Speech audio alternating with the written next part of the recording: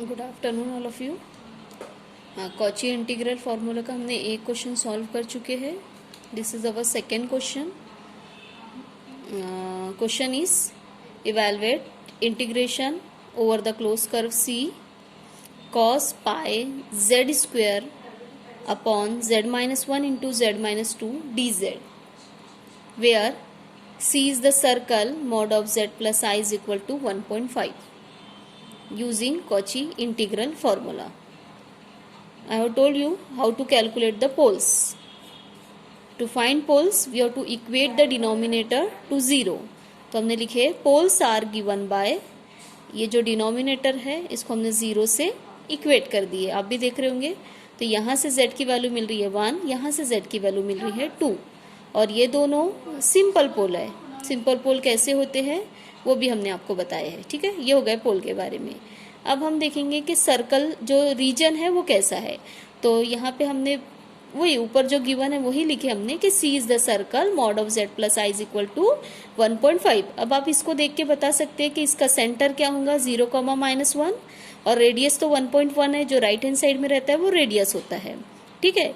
और हमने इसको ड्रॉ भी करी है। ड्रॉ करने के लिए एक बार बताते हैं, ये हम y एक्सिस और x एक्सिस ड्रॉ करेंगे। उसके बाद ये हमारा रहेगा ओरिजिन, दैट इज 0, 0। ये हमने 0, -1 लिए है, 0, -2 लिए है, 0, -3 भी लिए है। सब जो लिए वो बता देते हैं हम पहले आपको।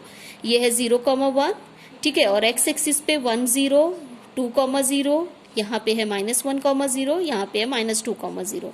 ये सब आप देख रहे होंगे। अब क्योंकि सर्कल का सेंटर ये है, this is the centre, radius क्या है 1.5, तो ये डिस्टेंस 1 है और ये दोनों का आधा कर दिया हमने तो 0.5 बन गया। तो ये है 1.5, ठीक है, 1.5 यहाँ तक।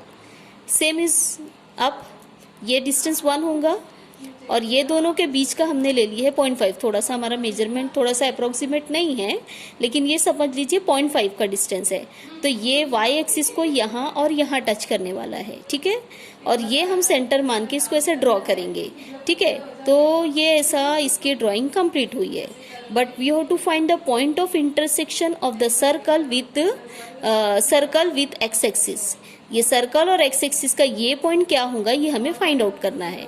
तो हमने इसके पहले भी जो क्वेश्चन सॉल्व किए थे उसमें भी बताए थे, यहाँ पे भी वही बताएंगे हम कि सर्कल की इक्वेशन लिखे हैं, z की जगह पे x प्लस आई टाइम्स y रखे हैं, यहाँ से i को कॉमन लिए है। मॉड का मतलब होता है under root of real part का स्क्वायर प्लस इमेजिनरी पार्ट का स्क्वायर, वही लिखे है। सब कॉपी पेस्ट चल रहा है, ठीक है। इसके बाद इस रूट को हटाने के लिए हमने इसको स्क्वेयरिंग करे तो राइट हैंड साइड का भी स्क्वेयरिंग हो गया है, ठीक है। उसके बाद अब ये सर्कल है तो हमने यहाँ सर्कल और लाइन का, सर्कल और एक्स एक्सिस का point of intersection find out करने के लिए हमने y इज इक्वल टू 0 रखे। पहले इसके पहले के क्वेश्चन में भी हमने यही किए थे। तो y इज इक्वल टू 0 रखने से ये 1 का स्क्वायर 1 बन गया बेटा, ठीक है। इस 1 को हमने इधर ट्रांसफर किए हैं, 1.5 का square -1, it is answer is 1.25 आया है। तो x square is equal to 1.5, अब 1.25। तो x is equal to plus minus होता है, आप सभी को भी पता होगा। तो हमने रूट 1.25 का रूट लिए है। आप कैलसी से खुद कैलकुलेट करके देख लेना, अगर से कुछ रॉन्ग रहा तो इसमें मैनिपुलेशन कर सकते हैं, ठीक है। हमारे हिसाब से ये आ रहा है 1.11, हमने भी कैलकुलेट नहीं किया, आप एक बार चेक कर लीजिए। 1.25 का 1.11 आ रहा है, ठीक है, ओके। अब ये है 1.11, तो ये x कोऑर्डिनेट 1.11 है और y कोऑर्डिनेट तो x एक्सिस पे 0 ही होता है।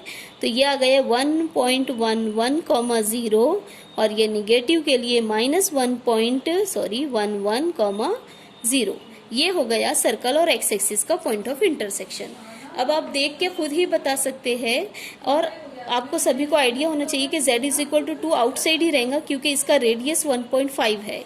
तो 1.2 आ ही नहीं सकता। आप डायरेक्टली भी कर सकते हो, लेकिन ये किए तो ज्यादा अच्छा है, ठीक है। इसके हेल्प से हमको पता चल गया है कि सिर्फ 1 जो पोल है, z is equal to 1 pole, वही अंदर होगा, और z is equal to 2 pole, it lies outside the region, outside the circle. तो हमने लिखे pole z is equal to 1 lies within C। ये पूरा हमारा सर्कल को बनाना और ये सब चेकिंग सिर्फ पोल्स को चेक करने के लिए कि ये दोनों पोल अंदर है या एक पोल अंदर है, वो फाइंड आउट करने के लिए था। तो हमें पता चल गया कि z is equal to 1 is the only pole which lies within C। तो अब हमको एफ ऑफ जेड को लेट करना है। तो मॉर्निंग के सेशन में भी और इसके पहले के सेशन में भी हमने बताए थे कि ये जो z इज इक्वल टू 1 पोल है उसका करस्पॉन्डिंग फैक्टर को छोड़कर बाकी सब हमारा एफ ऑफ जेड रहेगा। तो आप देख सकते हैं cos pi Z square upon Z minus 2 जो रहेगा वो हमारा एफ ऑफ जेड हो जाएगा। ठीक है, अब ये है हमारा integration over the close curve C, जो हमको फाइंड आउट करना है वही लिखा हुआ है।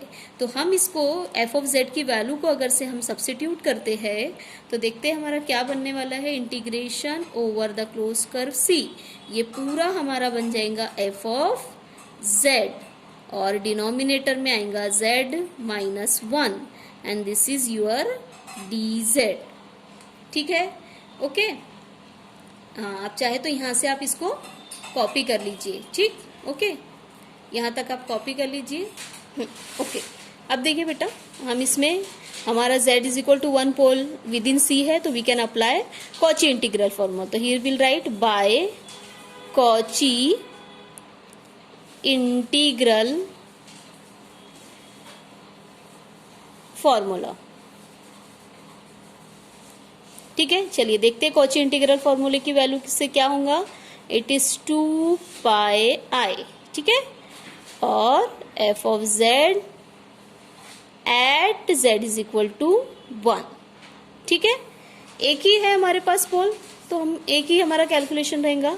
अब एफ ऑफ जेड की वैल्यू को हम सब्स्टिट्यूट करते हैं। एफ ऑफ जेड क्या है देखते हैं। 2 पाई आई कॉपी पेस्ट हो गया है। एफ ऑफ जेड है cos pi Z square upon Z minus 2।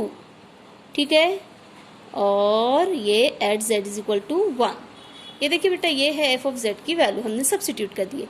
Now if you substitute Z is equal to 1 यहाँ पे तो ये बनेगा 1 माइनस 2 इट इज माइनस 1, और ये जेड की जगह 1 रखेंगे तो कॉस पाई बनेगा। और कॉस पाई की वैल्यू इसके पहले भी हमने बताए थे, कॉस पाई की वैल्यू होती है -1। ये भी -1 अपॉन में भी -1 दैट इज 1। ठीक है, और 1 अपॉन 1 होगा 1 तो it is 2 pi I 1 that means it is 2 pi आई। ठीक है, so value of this integration is equal to answer is 2 pi I.